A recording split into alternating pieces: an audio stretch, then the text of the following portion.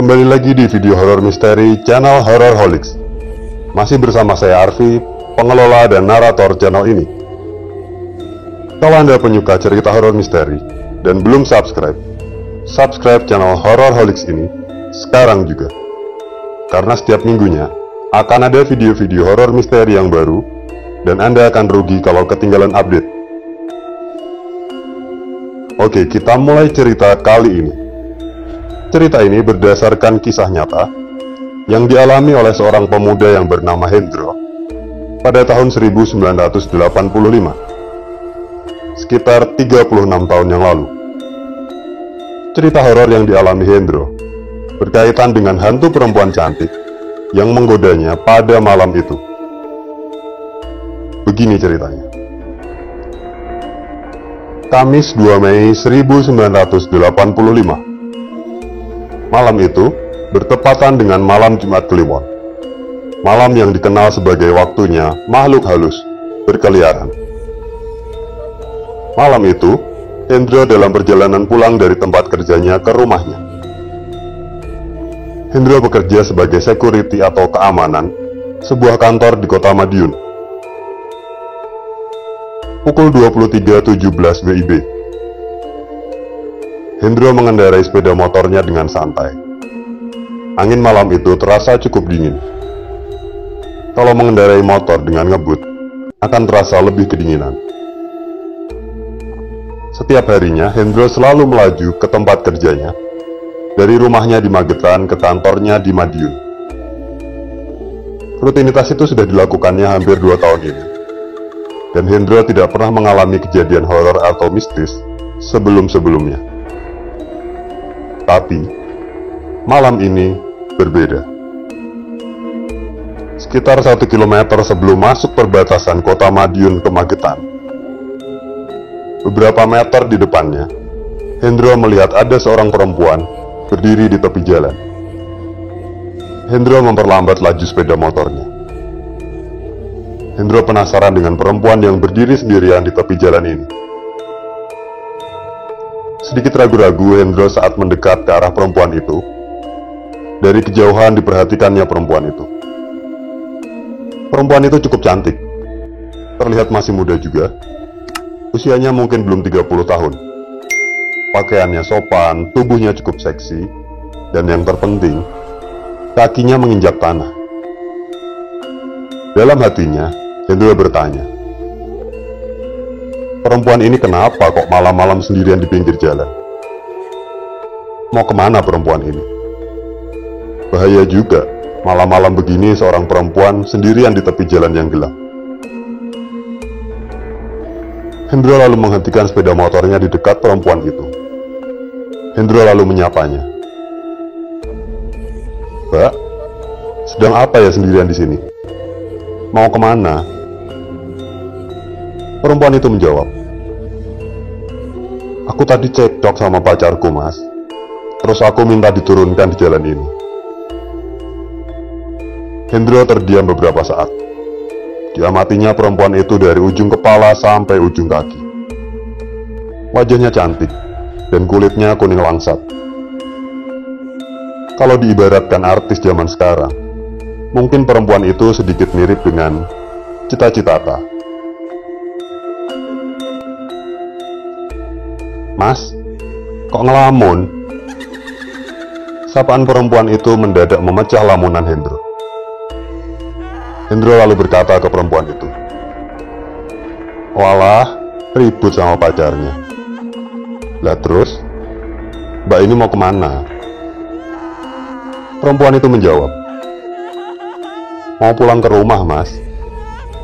Gak jauh sih, sekitar 1 km di depan sana. Hendro berkata lagi, lah apa ya mau jalan kaki malam-malam gini sampai rumahnya?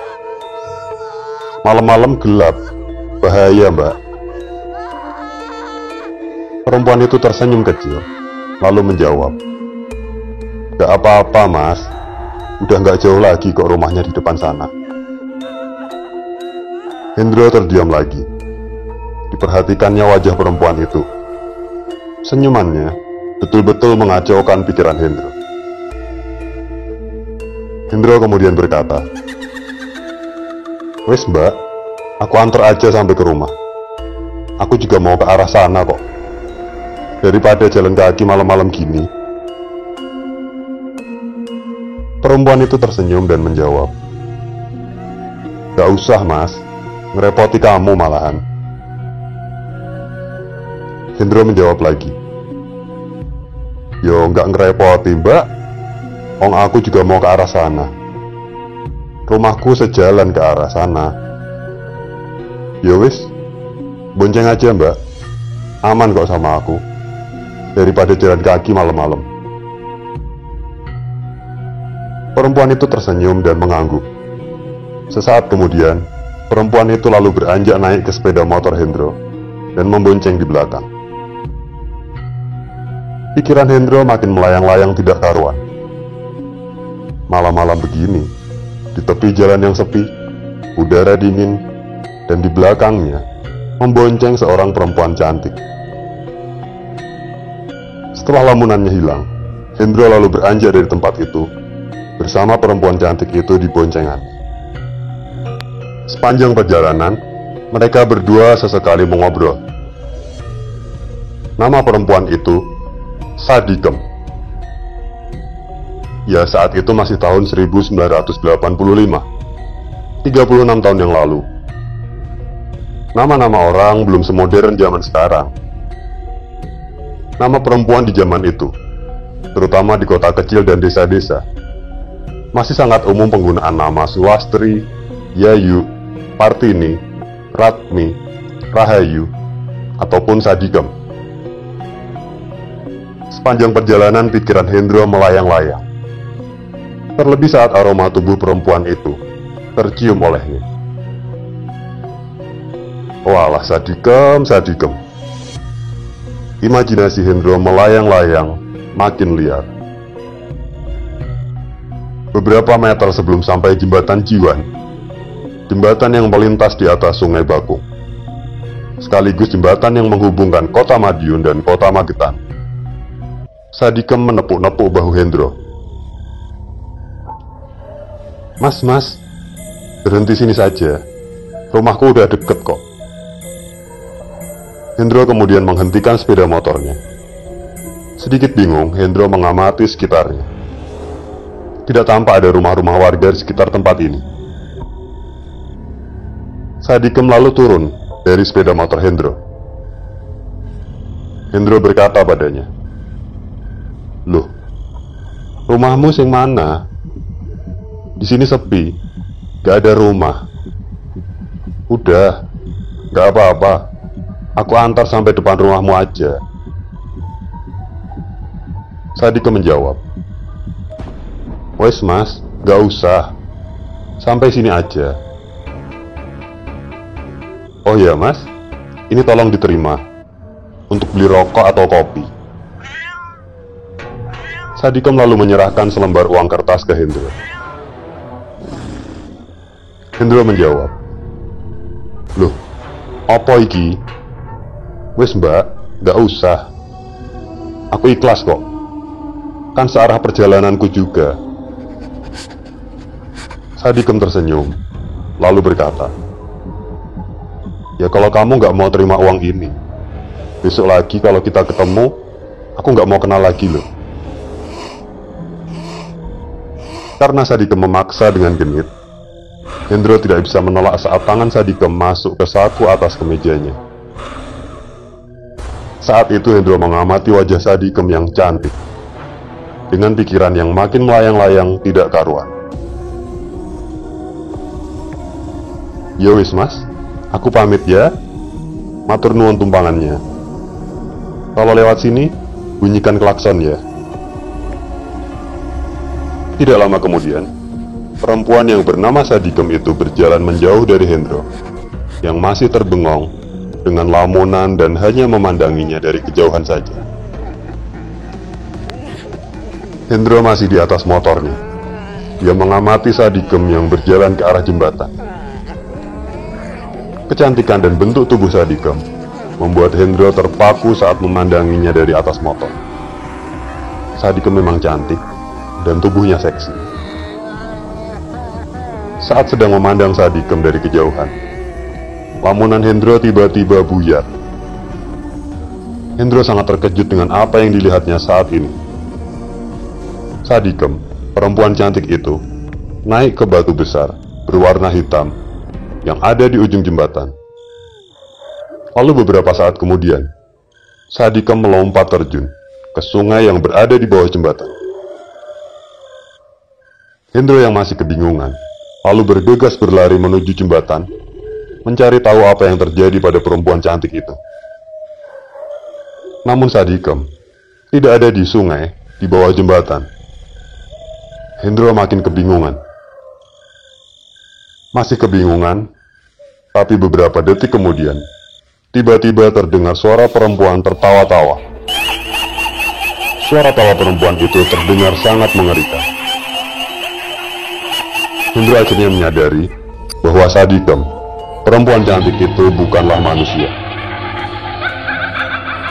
Hendro langsung menjadi sangat ketakutan.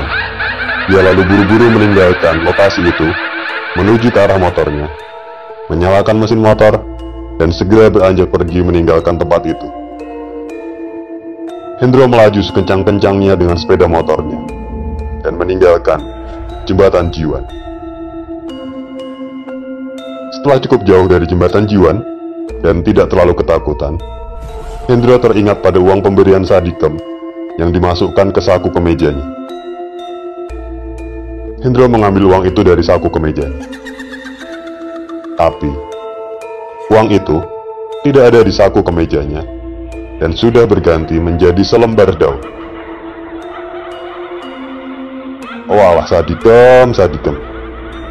Ayu-ayu kok demit. Cantik-cantik ternyata setan.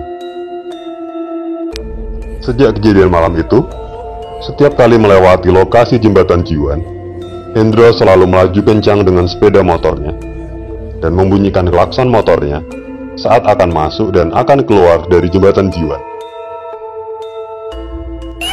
Sadikem adalah sosok makhluk halus yang sangat populer dan melegenda di daerah Magetan dan Madiun.